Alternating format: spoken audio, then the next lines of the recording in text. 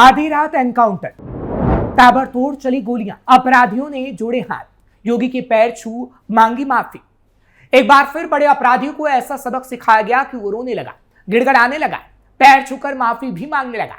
लेकिन सत्ता में योगी विराजमान है और योगी की पुलिस अपराधियों को नहीं बख्शेगी। एक ऐसा ही अपराधी जिसने 18 साल की उम्र में जुर्म की दुनिया में कदम रखा, अपराध के साम्राज्य का राजा बनने की कोशिश की, लेकिन बाबा ने उसके सपने को ही मिट्टी में मिला दिया। बात पते की होगी, क्योंकि योगी की पुलिस पैरों में गोलियां मार रही है और अपराध के साम्राज्य को मिट्टी में मिला रही है। और अब इक्का दुक्का जो इस साम्राज्य को चलाने वाले आका हैं, जिसकी भी अब डेडलाइन सामने आ चुकी है। नमस्कार, कैपिटल टीवी का खास शो बात पते की देख रहे हैं आप। मैं हूं आपके साथ हर्ष भारद्वाज। आगरा के थाना एकता क्षेत्र में 27 फरवरी को हुए 50,000 के इनामी शूटर पवन उर्फ कल्लू के एनकाउंटर की मजिस्ट्रियल जांच शुरू हो गई है। इस संबंध में उप जिलाधिकारी सदर के कार्यालय में लोगों से जानकारी या साक्ष्य देने के लिए कहा गया है। कल्लू पर 18 से अधिक आपराधिक मामले दर्ज। रणदीप भाटी और अमित कसाना गैंग का सदस्य था कल्लू। दरअसल इनामी शूटर पवन उर्फ कल्लू के पैर में एनकाउंटर के दौरान गोली लगी थी। उसे अस्पताल में भर्ती कराया गया था। इलाज के दौरान उसकी मृत्यु हो गई थी। एनकाउंटर में मारा गया शूटर पवन गाजियाबाद कॉलोनी स्थित सिरौली का रहने वाला था। उस पर आगरा कमिश्नरेट के थाना ताजगंज में रंगदारी मांगने के मामले में 50,000 रुपए का इनाम घोषित किया गया था।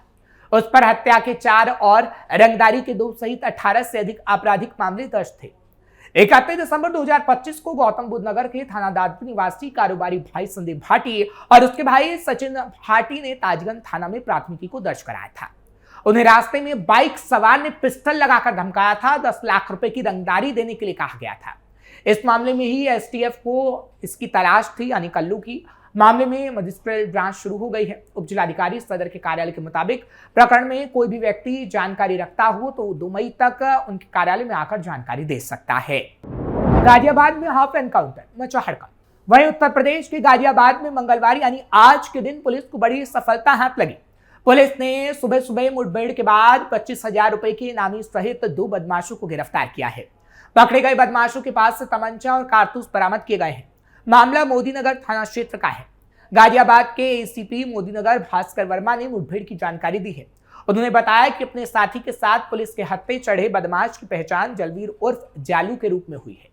एसीपी के मुताबिक स्वाट टीम को यह सूचना मिली थी कि वांछित अपराधी जालू अपने एक साथी के साथ मोदीनगर से भोजपुर की ओर जा रहा था। उन्होंने कहा कि सूचना के आधार पर स्वाट टीम ने मोदीनगर के पास पिकेट लगाकर वाहनों की जांच शुरू की। इसी दौरान एक बिना नंबर प्लेट की ग्रे रंग की कार आती दिखाई दी। स्वाट टीम ने जब इस कार को रुकने का इशारा किया तब कार सवार बदमाशों ने गाड़ी मोड़ ली और भगाने लगे।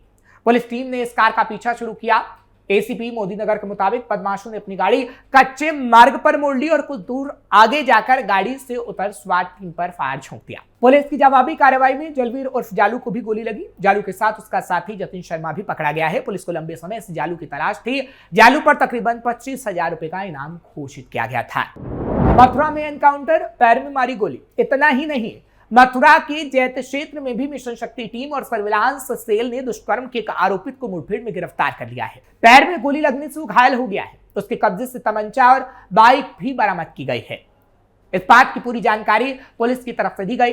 पुलिस को कई दिनों से उसकी तलाश थी, जिसके बाद उसे गिरफ्तार कर लिया गया है। हालांकि जानकारी मिली है कि करीब रात 10 बजे सनसिटी के पास हाईवे स्थित एक खाली प्लॉट से मुठभेड़ में उसे गिरफ्तार किया गया। पैर में गोली लगने से घायल हुआ। उसके कब्जे से एक तमंचा, कारतूस और बाइक को बरामद किया गया है, जैसा कि हमने आपको बताया। हालांकि आरोपित ने हरियाणा निवासी एक महिला को फर्जी पहचान अभय फौजी के नाम से इंटरनेट मीडिया पर संपर्क कर धमकी दी थी, जिस मामले में यह एनकाउंटर हुआ है।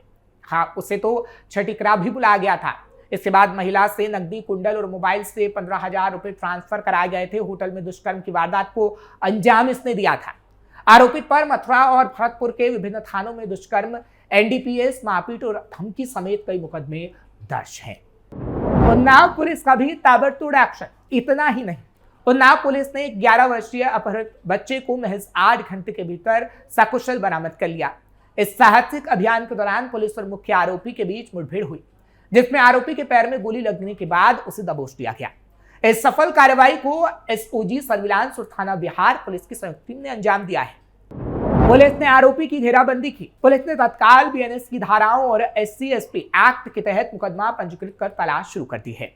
पुलिस टीमों ने तकनीकी साक्ष्य और मुखबिरों के जाल के जरिए आरोपी की लोकेशन ट्रैक करना शुरू कर दिया था। शाम करीब 8 बजे सटीक सूचना मिली थी कि आरोपी बच्ची के साथ पूर्वा असोहा मार्ग की ओर देखा गया है। पुलिस टीम ने तत्काल पड़वाखेड़ा पावर हाउस के पास सघन चेकिंग अभियान चलाकर संदिग्धों की निगरानी शुरू की। इस दौरान एक बाइक सवार व्यक्ति बच्चों को लेकर आता दिखाई दिया, जिसे पुलिस ने रुकने का इशारा किया, लेकिन वो रुका नहीं। मुठभेड़ के बाद आरोपी गिरफ्तार। पुलिस को देखते ही आरोपी ने भागने की कोशिश की, लेकिन हड़बड़ाहट में उसकी मोटरसाइकिल फिसलकर सड़क पर गिर गई। खुद को घिरा देख आरोपी शिव कुमार ने बच्चे को छोड़ दिया और पुलिस टीम पर जान से मारने की नियत से फायरिंग झोंक दिया। आत्मरक्षा के तहत पुलिस ने जवाबी कार्रवाई की है, जिसमें एक गोली आरोपी के बाएं पैर में जा लगी और वो घायल होकर गिर पड़ा। पुलिस ने मौके से आरोपी शिव कुमार पुत्र चंद्रपाल को गिरफ्तार कर लिया है और बच्चे को सकुशल बरामद कर लिया है। तलाशी के दौरान उसके पास से अवैध तमंचा, कारतूस और घटना में प्रयुक्त मोटरसाइकिल बरामद कर ली गई है। शिवपुरवा अरविंद चौरसिया ने बताया कि 4 अप्रैल 2026 को दोपहर करीब 2:30 बजे जो 5वीं कक्षा में पढ़ती थी, उस छात्रा के स्कूल से घर लौटते समय लापता होने की सूचना मिली थी। परिजनों ने गांव से ही शिव कुमार कुशवाहा पर अपहरण का संदेह जताते हुए शिकायत को दर्ज करवाया था। बच्चे की सुरक्षित वापसी से परिवार में खुशी। वहीं घायल अपहरणकर्ता को तत्काल उपचार के लिए सामुदायिक स्वास्थ्य को भेजा गया है, लेकिन पुलिस कस्टडी में उसका इलाज भी चल रहा है। पुलिस की तुरंत कार्रवाई से बच्चे का परिवार पूरी तरीके से खुश नजर आ रहा है, क्योंकि बच्चा सुरक्षित है और परिजनों के पास उसे भेज दिया गया है। अपने जिगर के टुकड़े को सही सलामत वापस पाकर परिवार में खुशी का माहौल है और पुलिस प्रशासन का आभार भी व्यक्त किया गया। सीओ अरविंद चौरसिया ने बताया कि मामले में कार्रवाई पूरी की जा रही है और अपहरण के पीछे के असली कारणों की जांच की जा रही है। इस सफलता ने जिले में पुलिस की पाल को और मजबूत किया है। अपराध और अपराधियों के खिलाफ जीरो टॉलरेंस नीति। दरअसल योगी सरकार ने पिछले 9 सालों में प्रदेश में अपराध और अपराधियों के खिलाफ जीरो टॉलरेंस नीति के तहत ताबड़तोड़ कार्रवाई कर सूबे में न सिर्फ कानून का राज स्थापित किया, बल्कि बेटियों को उनका शक्ति रूप लौटाया। इसी का परिणाम है कि आज उत्तर प्रदेश में बेटियां पूरी निडरता से नाइट शिफ्ट में काम भी करती हैं और लोग सुरक्षित भी रहते हैं। यूपी अब आम जनता, व्यापारी के साथ साथ निवेशकों के लिए भी सुरक्षित प्रदेश बनकर उभरा है। सुदृढ़ कानून व्यवस्था से प्रदेश की अर्थव्यवस्था, निवेश और व्यापार में काफी उछाल आया है। वर्तमान में देश ही नहीं, दुनिया के बड़े बड़े निवेशक उत्तर प्रदेश में निवेश के लिए ललायत हैं, क्योंकि उत्तर प्रदेश अब सबसे सुरक्षित जगह बनकर उभर रहा है। योगी सरकार ने पिछले 9 सालों में न केवल अपराधियों के खिलाफ एनकाउंटर की कार्रवाई की, बल्कि न्यायालय में इन अपराधियों को कठोर सजा भी दिलाई है। ऑपरेशन कन्विक्शन के तहत कुल 1,25,985 अभियुक्तों को दोषी सिद्ध कराया गया और कोर्ट ने उन्हें सजा दी। अपराधियों के मनोबल पर किया गया आघात। माफिया गैंग के खिलाफ प्रभावी पैरवी करते हुए 35 माफिया और उनके 94 सहयोगियों को आजीवन कारावास अब तक पुलिस दिला चुकी है, जबकि 2 अपराधियों को मृत्युदंड की सजा दी गई है। ये सब प्रशासन की कार्रवाई के तहत हुआ है, क्योंकि कोर्ट में मामला जाता है तो वो जमानत पर छूट जाता है, लेकिन कठोर कार्रवाई अब हो रही है। इसके साथ ही बुलडोजर कार्रवाई के माध्यम से अपराधियों की अवैध संपत्तियों पर भी कब्जा किया गया। अपराधियों के मनोबल पर गहरा आघात किया गया।